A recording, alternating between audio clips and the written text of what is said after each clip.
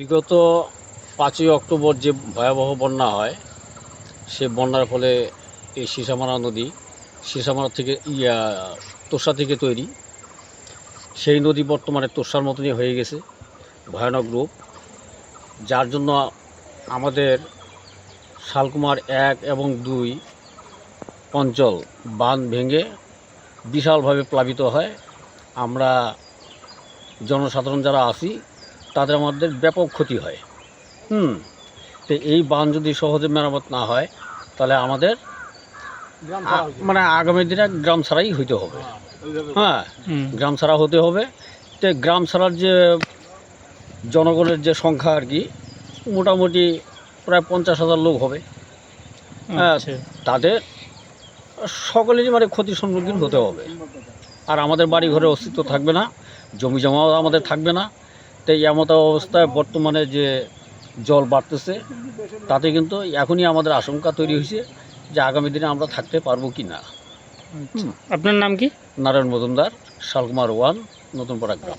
আচ্ছা আচ্ছা, এবার যে বানের অবস্থা, বান তো গত বছর থেকে তো আর এখনও তো হইলো না, বর্তমান যে বর্ষা তো আবার চলে আসলো, সেটা নিয়ে পরিকল্পনা কি আপনার?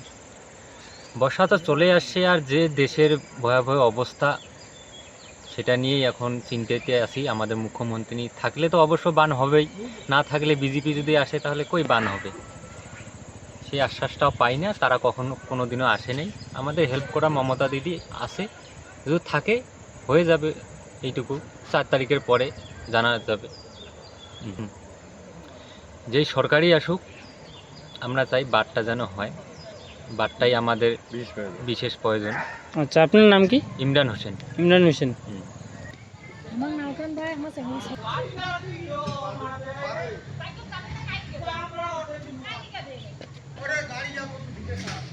আচ্ছা, বর্ষা তো চলে আসলো নাকি? চলে আসার পর এখনও কিন্তু বান হচ্ছে না, এর পরিণাম কি আপনার মন্তব্য? আমার মন্তব্য হইল, বান বর্ষা আসি গেছে, নদীর জল দিনকে দিন বাড়তেছে, তাহলে বান হবে কি না হবে এই জন্য তো আমরা চিন্তায় আছি। বান যদি না হয় তাহলে আমাদের কি বাড়িঘর থাকবে? এই কিছুদিন আগে বানাতে আমাদের কি অবস্থা কি হয়ে গেল। আবার যদি এই বান না হয় তাহলে তো আমাদেরকে মরতে হবে। আমি কোথায় যাব? বাড়ি নেই, আমাদের জমি নেই, জায়গা নেই, বাড়ি নেই। যেইটুকে জমিতে বাড়িঘর আছে এইটুকুতে তো আমাদের সম্পদ। আমাদের সে দিন মজুর করি খাই, দিন মিলেই দিন খাই। তাহলে বাড়িঘর যদি আমাদের না থাকে তাহলে আমরা কি করি বাঁচবো? এই যে বান হয়েছে এর কোনো আশা আছে? যখন তখন এই বান থাকবে না, আর ডেলিকে ডেলি তো জল বাড়তেছে। এইটাও কি ব্যবস্থা হবে না?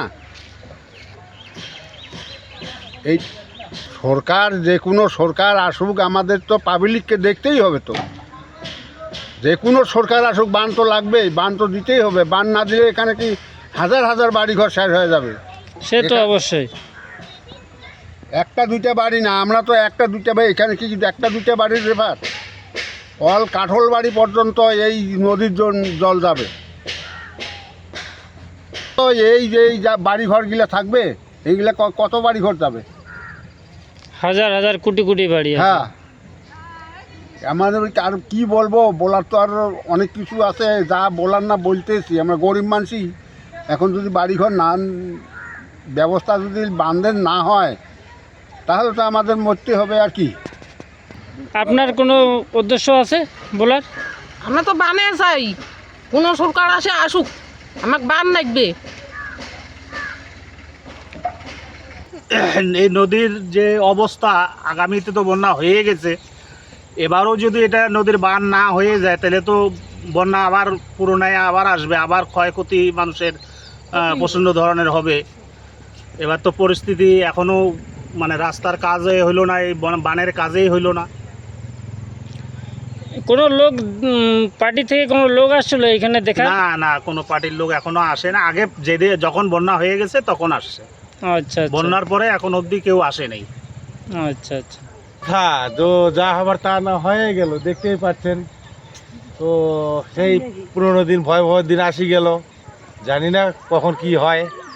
তো এবার তো সবাই তো আসতেছে, আশ্বাস প্রশ্বাস দিতেছে, কিন্তু সঠিক কাজ তো কিচ্ছু হচ্ছে না। এই পর্যায়ে এই পর্যন্ত এই আছে। তো এবার পরিস্থিতি দেখা যাচ্ছে কীরকম। তো বিভিন্ন লোকজন আসতেছে, এই যেমন আপনি ফটো খিচতেছেন বা নেটে দিতেছেন, কিন্তু কাজের কাজ তো কিচ্ছু হচ্ছে না। অবশ্যই এইগুলো খালি আশ্বাস ভরসা দিয়ে যাচ্ছে। তো এইভাবে বান হচ্ছে না। বানের তো কোনো রকম কোনো ওগুলার এখন কোনো আলোচনা নেই। আর এখন তো নেতা খেতা তো ইলেকশনে নিয়ে ব্যস্ত। তো এখন আমার কথা কে শুনে, এরকমই পরিস্থিতি। তো দেখা যাক, দিন তো মানে আসি গেল বর্ষার সিজন, এখন অবধি তো এই পরিস্থিতি, কাজের কাজ কিচ্ছু হয় নাই। দেখা যায় এখন কি করে নেতা খেতা হওয়ার। তো যাই হোক, এখন যে সরকারে আসুক, সে এখন যদি নিজের মনে, এটা সবার দায়িত্ব, সে পার্টির ক্ষেত্রে হোক বা বিজেপির ক্ষেত্রে হোক বা টিএমসির ক্ষেত্রে হোক, এটা কিন্তু বরাবর সবার দরকার। হ্যাঁ, এই জায়গাটা আবার যে কোনো রাজনীতি যদি খেলে বা অমুক তমুকের একটা হিংসা বা এরকম একটা যদি বিবাদ করে থাকে, তো আমি জানি ওর মতো আর পদ্ধত নাই। হ্যাঁ, কারণ এটা এমন কোনো নাই যে এটা টিএমসির কাজ, শুধু একা বিজেপির কাজ, যে বিজেপি করতেছে টিএমসি আমরা যাব না, বা টিএমসি করতেছে বিজেপি আমরা যাব না। এটা যদি যে ভাবে থাকে, আমি জানি যে ওর মতো আর পদ্ধত নাই। তো আমরা চাই সর্বদলীয় হিসাবে এখানে বানটা হোক, এটাই আমরা চাই। আর এটা আশা করি আছি। এইরকম পরিস্থিতি জানি না কখন কি হয়, আর কি বলবো। তো যাই হোক, তাড়াতাড়ি বানটা হলে অতি ভালো হয় আমার দিকে। অবশ্যই। আচ্ছা, আপনার কি মন্তব্য এই বান নিয়ে? আমার মন্তব্য আর কি, মানে আইসেছে বন্যা, ওই নেতার ঘর দেশে আসি মন সান্ত্বনা, আর যেগিনা করি দেশে ত্রাণ, ওগিনা খেয়ে কি বাসে প্রাণ। আর ব্যাপারটা হয়েছে কি, ইংরাজি দিয়ে একটা কথা কয় যে রিভার ইজ ক্যান ডু। বিগত দিনে যেটা বন্যা একটা হল, মহামারী বন্যা 5 তারিখে, সেই বন্যার মানে বিভিন্ন এলাকায়, যেমন আমাদের নতুন পাড়া, সিধাবাড়ি, মুন্সিপাড়া, বিভিন্ন এলাকায় মানে ক্ষতিগ্রস্ত হয়েছে এই বন্যার জলে। আচ্ছা, এই বন্যার জলে ক্ষতিগ্রস্ত মানুষ তখন এই 5 তারিখ গেল, 5 তারিখে খুব অসহায়ের মধ্যে জীবনযাপন করেছিল। তাদের রান্না বান্না খাওয়া দাওয়ার খুব একটা অসুবিধা ছিল। যাই হোক, সেই দিনটা তো আবার চলে আসছে। সেই দিনটা আজকেও চলে আসছে। নদীর যে অবস্থা খুব খারাপ, কারণ যে কোনো টাইমের মধ্যে বা যে কোনো মুহূর্তের মধ্যে বন্যা ঢুকতে পারে গ্রামে। সেই জন্য আমরা গ্রামের তরফ থেকে প্রত্যেকটা মানুষের একটা দাবি যে এই বাঁধটা যদি অতি দ্রুত তাড়াতাড়ি হয়, তাহলে এই এলাকার মানুষ খুব উপকৃত হবে। কারণ যদি না হয়, তাহলে এই এলাকার মানুষ কেউ থাকবে না, হয়তো গাছ, পশু পাখি, মানুষ, বাড়ি গাড়ি যা আছে সব শেষ হয়ে যাবে। সেই জন্য আমরা পুলিশ প্রশাসনকে আমাদের এই গ্রামের তরফ থেকে, এখানে একটা গ্রাম, 2টা গ্রাম, 3টে গ্রাম না, এখানে কমসে কম 10-15টা গ্রাম, এই গ্রামের তরফ থেকে পুলিশ প্রশাসনকে আমি বাঁধটা দ্রুত তাড়াতাড়ি তৈরি করার জন্য আবেদন রাখছি।